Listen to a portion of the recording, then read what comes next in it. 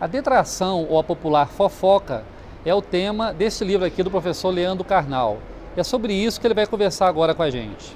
Ao falar mal de alguém, imediatamente eu começo a estabelecer o fato que eu e você, ao falarmos de uma terceira pessoa, estamos estabelecendo uma aliança. Nós não somos aquela terceira pessoa. Isso cria a nossa identidade. Isso cria uma relação de amizade. Você é amigo também por falar mal de X ou Y e falar bem de X ou Y. Eu fui uma vez a um programa e o apresentador começou dizendo isso, né? Que horror, né, professor, essas pessoas que falam mal dos outros. Eu disse exatamente, você ao falar dessas pessoas está fazendo detração, ou seja, você está se considerando melhor ou superior do que aqueles que falam mal dos outros. Professor Carnal, você acha que a internet, de certa forma, turbinou isso aí? Turbinou porque ela atomizou a possibilidade de todos se tornarem autores. Turbinou porque ela retira o ônus da presença física. É mais difícil falar mal das pessoas com o risco físico da presença, do ônus de, por exemplo, receber uma resposta na cara ou até uma agressão física, mas também porque neste nosso mundo líquido, usando uma expressão do Bauman, nós nos tornamos todos autores com autoridade. Por exemplo, no momento que eu abro uma conta no Facebook, automaticamente eu ganho um diploma de jurista especializado em Constituição, apto a emitir opinião sobre impeachment abalizada ao lado dos maiores constitucionalistas do Brasil, porque eu tenho conta no Face. No momento que eu tenho o acesso à internet, eu posso emitir opiniões sobre medicina, educação e história. E se alguém me disser que está errado, eu digo, é sua opinião. Há poucos dias eu emiti uma opinião sobre o abandono que o Reino Unido está fazendo da União Europeia. Um menino de 14 anos me respondeu, você está completamente equivocado. E eu pensei, a mãe dele era virgem e eu já publicava livros sobre o tema. E ele diz que eu estou equivocado. É claro que eu posso estar equivocado. E idade não é um argumento, senão os argumentos da Rainha Elizabeth seriam superiores aos da média dos ingleses. Porém, não passa um minuto pela cabeça deste menino que talvez alguém que estuda o tema há 30 anos, talvez possa ter uma autoridade no tema. Ou não passa pela cabeça dessa pessoa. Agora, no seu livro, você fala de um problema legal, inclusive, né? Que a detração, a injúria, a calúnia são coisas previstas no Código Penal. Exatamente. Né? É muito difícil você separar o limite da liberdade de expressão do limite da injúria, da calúnia e da difamação. Em nome da liberdade de expressão, a gente acha que pode dizer tudo sobre todos. Ora, as palavras ferem, as palavras podem reduzir as pessoas, as palavras podem atacar, as palavras podem representar, inclusive, diminuição de questões profissionais das pessoas. Logo, como eu dou o exemplo no livro, no caso da escola, que foi caluniada, sendo escola acusada, base, né? Um caso clássico em jornalismo, caluniada a partir da fantasia de uma criança e a partir do depoimento de outras pessoas, essa escola foi destruída, as pessoas foram destruídas, era absolutamente sem nenhum sentido aquilo que está sendo dito. Por isso, liberdade de expressão é garantida pela lei e é um dos grandes privilégios da nossa vida. Porém, saber que as palavras ferem e destroem é fundamental na responsabilidade da imprensa e de todo cidadão que fala em público ou que publica ou que comenta. Este cuidado nós temos que ter. Professor Carnal, falando um pouco da área da história, que é a sua área, né? Falar mal do opressor é uma forma de detração ou seria apenas uma arma do fraco contra o poderoso? As duas coisas, porque, como eu dou o exemplo no livro, a estátua do Pasquino, que fica do lado da Piazza Navona, onde o Brasil tem embaixada, bem perto da embaixada brasileira, ela tem uma boca redonda no qual os romanos há séculos colocavam ataques, ora aos papas, agora podia ser ao Berlusconi, a situação da Itália e assim por diante. O humor, a ironia popular, a charge, o veneno, é uma espécie de arma contra quem a gente não tem mais nenhum poder. Professor, o debate político de hoje é um poço de maledicências, né? O senhor acompanha isso muito bem. Sempre foi assim ou a gente está vivendo um momento excepcionalmente ruim?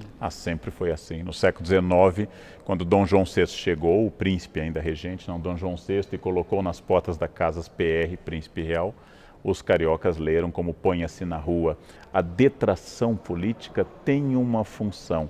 O problema se ela é apenas o ataque. E o problema maior é dar mais atenção à vida pessoal do candidato do que às suas propostas. O candidato ser ou não ser casado, o candidato ser ou não ser um homem fiel, o candidato ser ou não ser hétero é absolutamente irrelevante em relação às propostas dele para a economia, para a diplomacia, para os blocos econômicos e Agora, assim esse é um por modelo diante. bem norte-americano que a gente segue. Na Europa isso não acontece, né, A professor? Europa menos interesse na vida pessoal.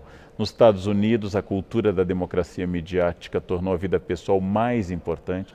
O candidato deve necessária e obrigatoriamente ir para a convenção do partido com a sua esposa, de preferência com 2 filhas, esse é o ideal. Se forem loirinhas, melhor ainda.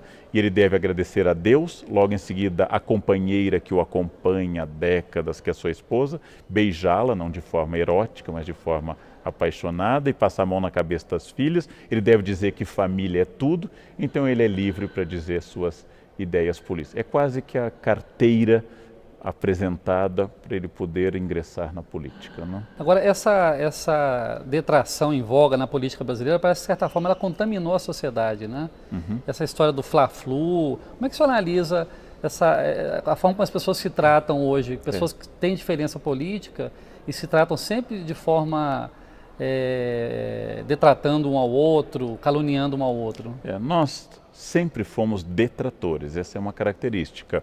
Ulisses Guimarães chamou a junta militar de 1969 de os 3 patetas. Não era uma análise política, não era uma referência ao Moe, ao Larry, ao Joe, como uma tentativa de estabelecer uma proximidade com essas personagens.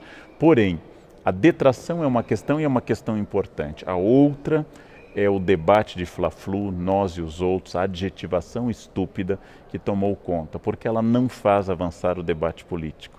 Na medida em que cada lado apenas adjetiva, cada lado apenas diz você é o mal e eu sou o bem, nós não temos um acordo político. Nós temos no Brasil desconfiança de 2 instrumentos. Não é que nós não possamos ter essa desconfiança, mas nós temos. Uma é o mercado como instância reguladora das coisas, e a outra é a política como instância onde eu possa resolver os problemas. Nós gostamos mais da força, da intervenção, do Estado e da fofoca.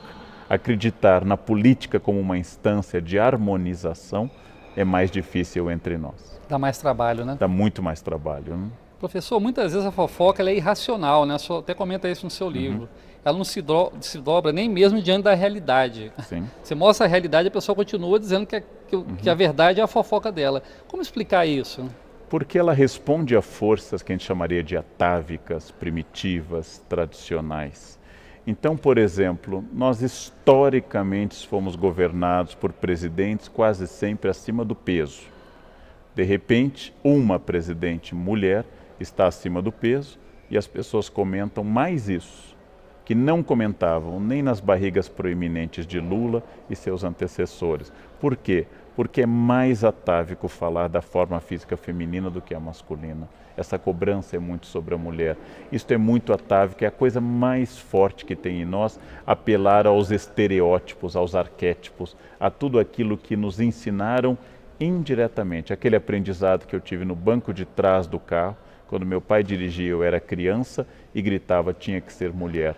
Essa tradição misógina, tradição de desconfiança do feminino, ela é muito forte entre nós. Logo, é preciso analisar objetiva e criticamente.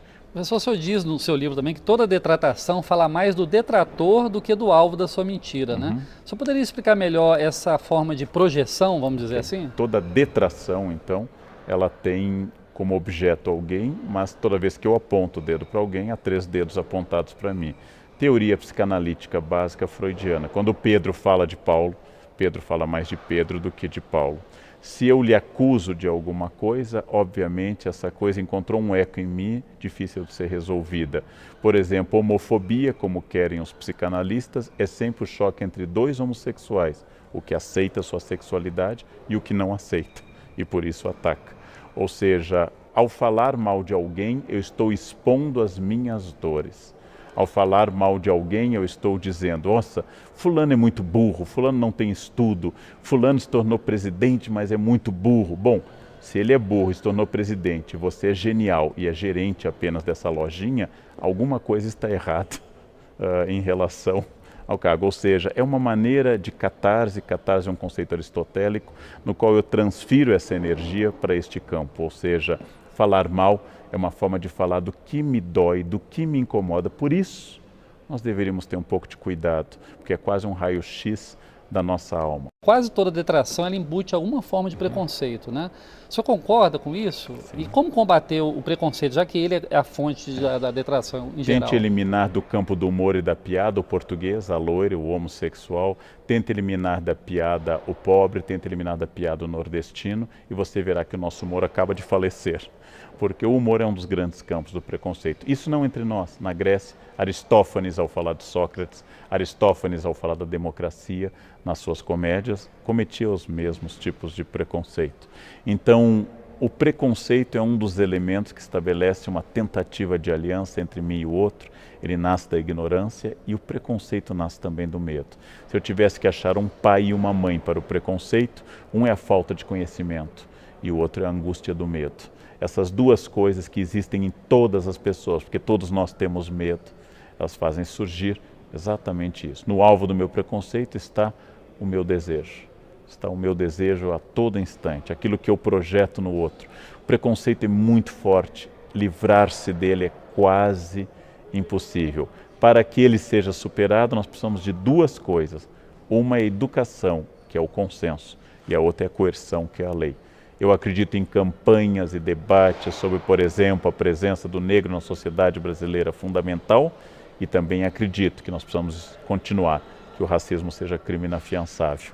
A junção dessas duas coisas faz com que as pessoas comecem a abandonar a barbárie do racismo. É preciso haver educação sobre o trato com as mulheres, que transforme as pessoas, e é preciso haver Lei Maria da Penha. Essas duas coisas podem resolver a médio e longo prazo. Imediatamente, não, porque nós somos formados por uma sociedade preconceituosa.